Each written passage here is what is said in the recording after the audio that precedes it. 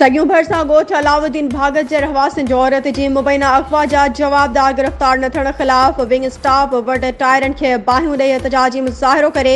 निटण समेत सख्त नारेबाज़ी कई। उन मौके ते एहतजाज कंदड़नि मोहम्मद खान भागत, असगर अली भागत, नज़ीर शेर, फिदा हुसैन, अयास हुसैन भागत ऐं ॿियनि सहाफ़िन अॻियां दाहींदे चयो त तक़रीबन 1 साल अॻु असांजी औरत चेन ॿारनि जी माउ 9 महीननि जे हमल सां आबिदा ज़ाल मितल खे नादिर मशोरी, सलीम मशोरी, मोहम्मद खान उर्फ सरदारो, वज़ीर भागत ऐं प्यारल भागत समेत 9 ॼणनि घर ते हमिलो करे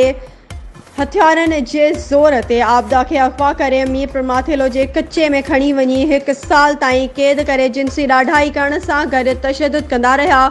आबिदा खे क़ैद दौरान हमल वारी न्याणी जी औलाद थी, जंहिंखे जवाबदारनि गोलियूं हणी क़तल करे छॾियो ऐं असां पंहिंजी न्याणी जी बाज़ियाबी लाइ एहतजाजी मुज़ाहिरा कंदा रहियासीं। कुझु ॾींहं पहिरियां दाद लगारी पुलिस मुख्य जवाबदार नादिर मशोरी खे गिरफ़्तार कयो हो, पर लॻे थो त पुलिस रिश्वत वठी जवाबदार खे आज़ाद करे छॾींदी। असां IG Sindh, DIG Sukkur, SSP Khairpur ऐं ॿियनि वसवारनि खां मुतालबो था कयूं त असांजी न्याणी खे अगवा कंदड़ जवाबदारनि ख़िलाफ़ केस दाख़िल करे खेनि सख़्त सज़ा ॾिनी वञे ऐं असांखे इंसाफ़ फ़राहम कयो वञे।